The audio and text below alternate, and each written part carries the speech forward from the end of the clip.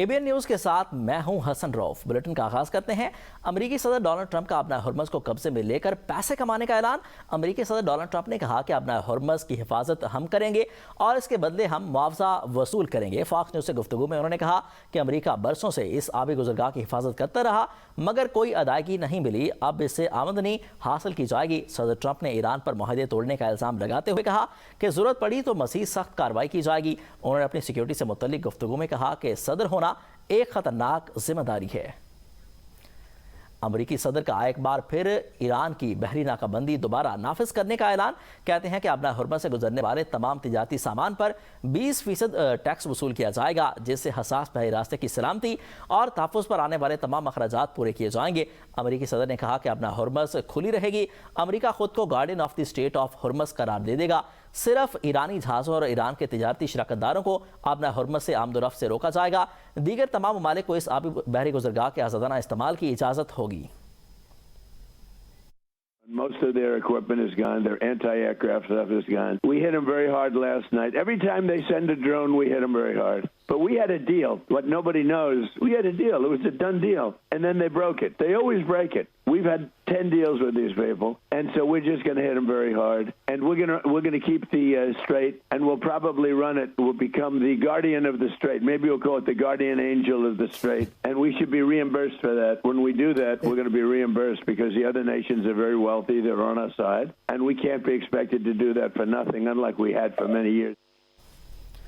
ایران ابنۂ ہرمز پر کنٹرول سے متعلق اپنے موقف سے پیچھے نہیں ہٹے گا۔ ایرانی سپریم لیڈر مجتبیٰ خامنہئی کے سینئر مشیر محمد مقبل نے کہا کہ تہران ابنۂ ہرمز پر اپنے کنٹرول کے معاملے پر کسی قسم کی پسپائی اختیار نہیں کرے گا، چاہے امریکہ اس اہم بحری گزرگاہ پر مکمل کنٹرول حاصل کرنے کے دعوے کر رہا ہو۔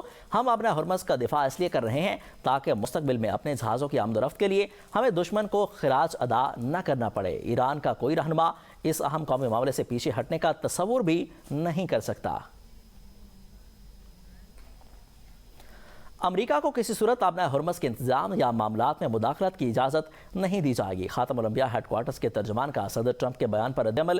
امریکہ کو ابنۂ ہرمز میں مداخلت سے خبردار کر دیا۔ کہا کہ اگر امریکی فوج ایران کی جانب سے مقرر کردہ بحری راستوں سے ہٹ کر یا ایرانی مسلح افواج کی اجازت کے بغیر تجارتی یا تیل بردار جہازوں کی آمد و رفت میں خلل ڈالنے کی کوشش کرے گی تو بھرپور اور فیصلہ کن کارروائی کی جائے گی۔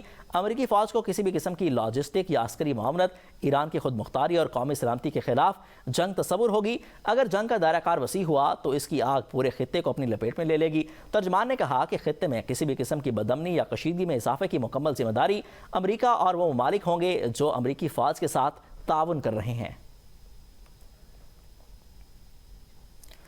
برطانیہ نے ایرانی پاسداران انقلاب کو باضابطہ طور پر دہشت گرد تنظیم قرار دے دیا۔ برطانیہ میں IRGC کی حمایت، ان کے حق میں اظہار رائے اور پاسداران انقلاب کی سرگرمیوں میں معاونت قابل سزا جرم قرار۔ برطانوی حکام کے مطابق اس اقدام کا مقصد ایسے افراد اور نیٹ ورکس کے خلاف کارروائی کرنا ہے جو قلعدم تنظیموں کے مفادات اور مقاصد کو فروغ دیتے ہیں۔ قانون کی خلاف ورزی کرنے والوں کو 14 سال قید، جرمانہ یا دونوں سزاؤں کا سامنا کرنا پڑ سکتا ہے۔ پیٹرولیم قیمتوں کے تعین کے نظام میں اصلاحات پر وزیراعظم کی قائم کردہ کمیٹی کا اجلاس ہوا۔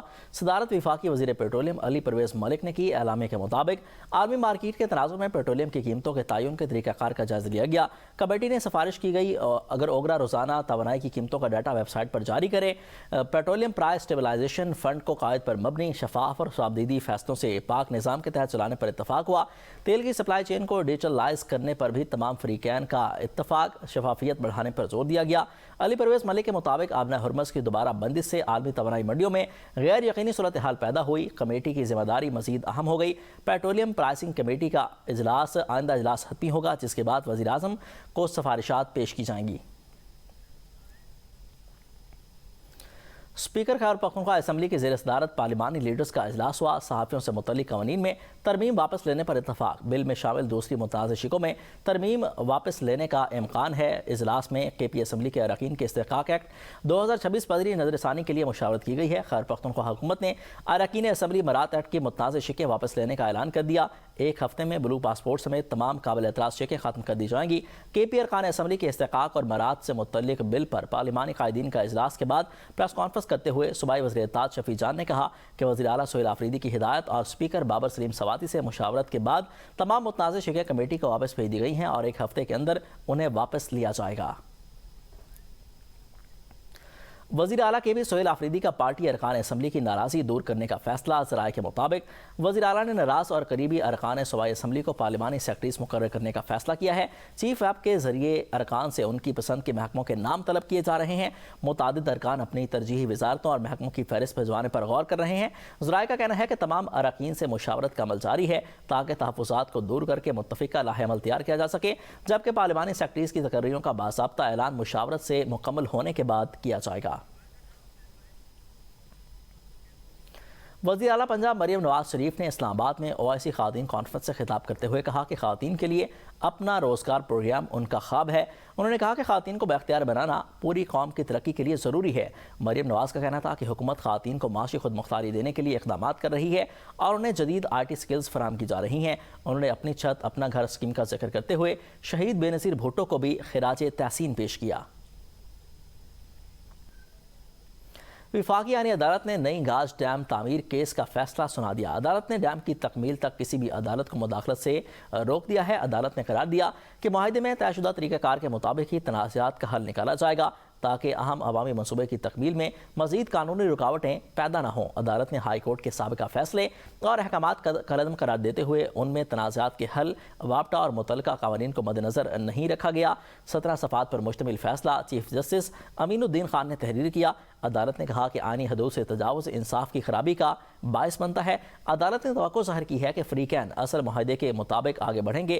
کانٹریکٹر کی شکایت پر ضابطہ 15 روز میں فیصلہ کرے گا، جبکہ معاہدے کی خلاف ورزی کی صورت میں ضابطہ کو قانون کے مطابق دوبارہ ٹینڈر کرنے کا اختیار حاصل ہوگا۔ سپریم کورٹ کا ایک اور فیصلہ قلعدم نسلہ ٹاور کے بعد وفاقی آئینی عدالت نے پیر سہاؤ میں واقع منال ریسٹورنٹ کو گرانے سے متعلق سابق فیصلہ قلعدم قرار دیتے ہوئے سیریا اور میٹروپولیٹن کارپوریشن کی اپیلیں منظور کر لی ہیں۔ عدالت نے حکم امتناعی بھی ختم کر دیا اور قرار دیا کہ ملکیت سے متعلق مقدمات کا فیصلہ ٹرائل کورٹ آزادانہ طور پر کریں گی اور وہ عدالتی مشاورت سے مشاہدات سے متاثر نہیں ہوں گی۔ کر دیا اور قرار دیا کہ ملکیت سے متعلق مقدمات کا فیصلہ ٹرائل کورٹس آزادانہ طور پر کریں گی اور وہ عدالتی مشاہدات سے متاثر نہیں ہوں گی۔ آئینی عدالت نے ٹرائل کورٹس کو ہدایت کی ہے کہ زیر التوا مقدمات کا جلد از جلد فیصلہ کیا جائے، جبکہ انتظامی معاملات کا اختیار متعلقہ ریگولیٹری اداروں کے پاس ہوگا۔ سماعت کے دوران جسٹس حسن اظہر رضوی نے ریمارکس دیے کہ سپریم کورٹ کے فیصلے میں متعدد اہم نکات کو مد نظر نہیں رکھا گیا۔ انہوں نے کہا کہ مقدمہ دائر کرنا یا نظر ثانی درخواست دائر کرنے پر بھی عدالت نے برہمی کا اظہار کیا، جبکہ فیصلے میں ایسی باتیں بھی شامل کی گئیں جن کا مقدمے کے حقائق سے تعلق نہیں تھا۔ جسٹس حسن اظہر رضوی نے کہا کہ عدالت جذباتی فیصلہ نہیں کرتی بلکہ قانون اور ریکارڈ کی بنیاد پر فیصلہ دیتی ہے۔ انہوں نے مزید کہا کہ الف لیلا کی کہانی فیصلوں میں نہیں لکھی جائے گی اور جو کچھ عدالتی کارروائی میں ہوا فیصلہ بھی اسی تک محدود رہے گا۔ انہوں نے میڈیا کو مخاطب کرتے ہوئے کہا کہ یہ تاثر دینا درست نہیں کہ جج برہم ہو گئے۔ ان کے بقول ججز عدالت میں برہم ہونے کے لیے نہیں بیٹھے کیونکہ غصے کی حالت میں منصفانہ فیصلہ نہیں دیا جا سکتا۔ منال ریسٹورنٹ کی جانب سے پیش ہونے والے وکیل احسن بھون نے کہا کہ عدالت نے کیس کا انتہائی باریک بینی سے جائزہ لیا، جس پر جسٹس حسن اظہر رضوی نے کہا کہ عدالت میں ججز کی تعریفیں نہ کی جائیں۔ واضح رہے کہ سپریم کورٹ نے 21 اگست 2024 کو منال ریسٹورنٹ کو گرانے کا حکم دیا تھا۔